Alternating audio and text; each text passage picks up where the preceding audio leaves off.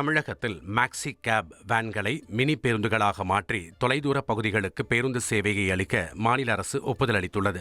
தமிழகத்தில் கிராம பகுதிகளை இணைக்கும் வகையில் 25 கிலோமீட்டர் தூரம் வரை மினி பேருந்துகளை இயக்க அனுமதி வழங்கப்பட்டிருந்தது. இதில் 18 கிலோமீட்டர் பேருந்து சேவை இல்லாத வழித்தடத்திலும் 8 கிலோமீட்டர் ஏற்கனவே பேருந்து சேவை உள்ள வழித்தடத்திலும் அனுமதி வழங்கப்பட்டுள்ளது.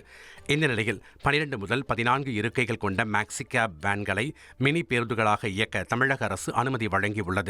அந்த வகையில் மலைப்பகுதி, குறுகலான சாலைகளில் மினி பேருந்தை இயக்க மாவட்ட நிர்வாகம் மற்றும் வட்டார போக்குவரத்து அலுவலகம் ஒப்புதல் அளிக்கலாம் என தலைமைச் செயலாளர் முருகானந்தம் சுற்றறிக்கை வெளியிட்டுள்ளார்.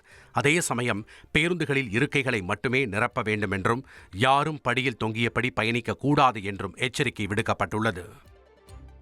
சிக்கிம் மாநிலத்தில் நிலச்சரிவில் சிக்கி 4 பேர் உயிரிழந்தனர். மேற்கு சிக்கிம் யாங்தங் தொகுதி அப்பர் ரெம்பி பகுதியில் நள்ளிரவில் நிலச்சரிவு ஏற்பட்டது.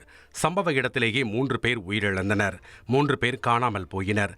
இதனிடையே வெள்ளத்தில் மூழ்கிய ஹியோம் ஆற்றின் மீது தற்காலிக மரப்பாலம் கட்டிய பின்னர் பாதிக்கப்பட்ட பகுதியில் இருந்து காயமடைந்த 2 பெண்களை போலீசார் மீட்டு மருத்துவமனையில் சேர்த்தனர்.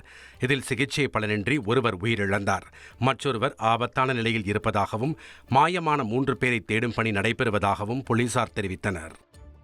ஜம்மு காஷ்மீரில் நிலச்சரிவு காரணமாக தாங்கர் பகுதியில் வீடுகளில் விரிசல் ஏற்பட்டது.